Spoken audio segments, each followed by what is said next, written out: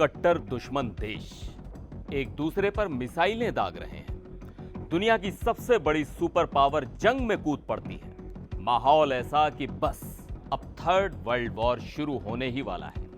और फिर एक देश दूसरे के मिलिट्री बेस पर 14 मिसाइलें दागता है और जंग खत्म हो जाती है। यह क्या मजाक है? हमले से जंग खत्म होती है क्या? जी हां, होती है। अगर वो हमला एक सोची समझी स्क्रिप्ट का हिस्सा हो। यह कहानी किसी फिल्मी थ्रिलर से कम नहीं, जहां पर्दे के पीछे कुछ और ही खेल चल रहा था। यह कहानी है उस 12 दिन के युद्ध की, जिसे एक छोटे से देश कतर की कमाल की डिप्लोमेसी ने 24 घंटे के अंदर खत्म करवा दिया। तो आज हम इंटरनेशनल पॉलिटिक्स के उस सीक्रेट चैप्टर को खोलने जा रहे हैं, जो दिखाता है कि जो दिखता है वो हमेशा सच नहीं होता।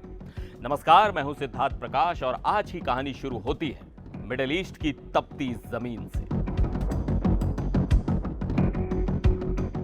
जून का महीना, ईरान और इजराइल के बीच तनाव अपने चरम पर था। दोनों देश एक दूसरे पर मिसाइलों से हमले कर रहे थे। दुनिया भर के देश शांति की अपील कर रहे थे, लेकिन तभी इस जंग में एंट्री होती है दुनिया के सबसे ताकतवर शख्स की, अमेरिकी राष्ट्रपति डोनाल्ड ट्रंप। ट्रंप ने इजराइल का साथ देते हुए ईरान के न्यूक्लियर ठिकानों पर हमला करने का आदेश दे दिया।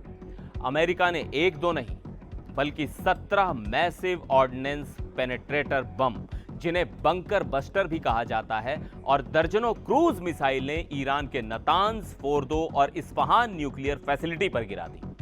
अब ईरान के सामने एक सीधी चुनौती थी। अमेरिका ने सीधे सीधे जंग का ऐलान कर दिया था। पूरी दुनिया की नजरें ईरान पर थी। सब सोच रहे थे कि अब ईरान क्या करेगा? क्या वो अमेरिका से सीधी टक्कर लेगा? यूएन के सेक्रेटरी जनरल ने भी चेतावनी दी कि यह बदले की अंतहीन लड़ाई की शुरुआत हो सकती है।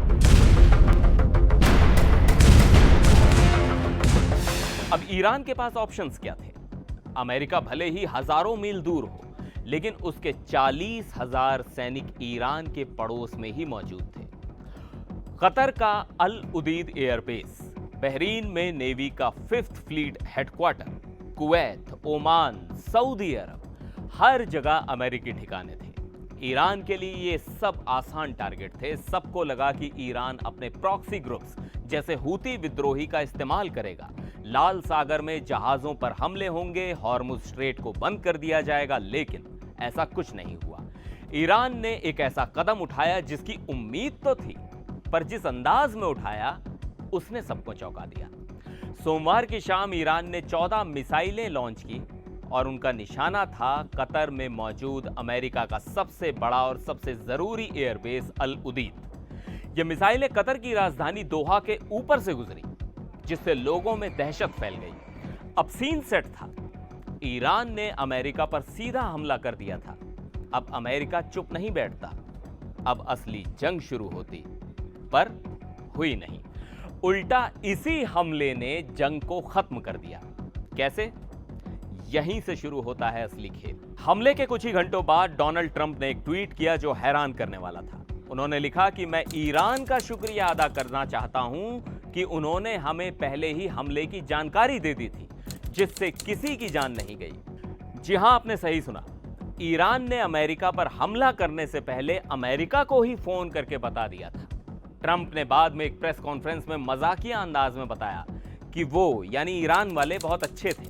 उन्होंने हमें चेतावनी दी। उन्होंने कहा हम मिसाइलें दागने वाले हैं, क्या 1 बजे का टाइम ठीक है? मैंने कहा ठीक है, और बेस से सभी लोगों को हटा लिया गया ताकि किसी को चोट ना लगे। अब ये एक परफेक्ट फेस सेविंग एक्सरसाइज थी। ईरान ने अपनी जनता को दिखाया कि देखो, हमने अमेरिका से बदला ले लिया, उनके बेस पर मिसाइलें दाग दी, और अमेरिका को यह पता था कि यह सिर्फ एक दिखावे का हमला है जिसमें किसी का कोई नुकसान नहीं होगा। जो 14 मिसाइलें दागी गई, उनमें से 13 को कतर के एयर डिफेंस सिस्टम ने हवा में ही मार गिराया और एक मिसाइल को खाली जगह पर गिरने दिया गया। ट्रंप ने हमले के 3 घंटे बाद लिखा, कोई अमेरिकी घायल नहीं हुआ और ना के बराबर नुकसान हुआ। सबसे जरूरी बात, उन्होंने अपने सिस्टम से सब कुछ बाहर निकाल दिया है। और इसके महज 2 घंटे बाद ट्रंप ने युद्ध विराम का ऐलान कर दिया। अब सवाल उठता है कि यह सब करवाया किसने? अमेरिका और ईरान जैसे कट्टर दुश्मन देश एक दूसरे से सीधी बात तो नहीं कर रहे थे। अब यहां एंट्री होती है इस कहानी के असली हीरो की, कतर। कतर एक बहुत ही यूनिक पोजीशन में है। एक तरफ वो अमेरिका का करीबी सहयोगी है, मिडिल ईस्ट का सबसे बड़ा अमेरिकी एयरबेस उसी की जमीन पर है। दूसरी तरफ ईरान के साथ उसके बहुत गहरे आर्थिक और डिप्लोमेटिक रिश्ते हैं। दुनिया का सबसे बड़ा गैस फील्ड जिसे ईरान में साउथ पार्स और कतर में नॉर्थ फील्ड कहते हैं, वो दोनों देश शेयर करते हैं। इसी यूनिक पोजीशन का फायदा उठाकर कतर ने पर्दे के पीछे से मध्यस्थ की भूमिका निभाई। पहले कतर ने ही अमेरिका तक ईरान का यह मैसेज पहुंचाया कि हम एक दिखावटी हमला करेंगे ताकि हमारी इज्जत बच जाए। दूसरा, जब हमला हुआ तो कतर ने दुनिया के सामने इसकी निंदा की ताकि उसकी संप्रभुता पर सवाल न उठे। और तीसरा, हमले के तुरंत बाद ट्रंप ने कतर के अमीर को शांति स्थापित करने के लिए धन्यवाद दिया और ईरान के राष्ट्रपति ने भी कतर के अमीर को फोन करके हमले पर खेद जताया और कहा कि हमारा निशाना कतर नहीं था। कतर ने एक ऐसी सिचुएशन बना दी जिसमें हर कोई विजेता था। ईरान ने अपनी इज्जत बचा ली, अमेरिका ने बिना कोई नुकसान उठाए जंग खत्म कर दी और कतर एक ग्लोबल पीस मेकर के तौर पर उभरा। इस सीज फायर ने सिर्फ एक जंग ही नहीं रोकी बल्कि एक बहुत बड़े आर्थिक और क्षेत्रीय संकट को भी टाल दिया।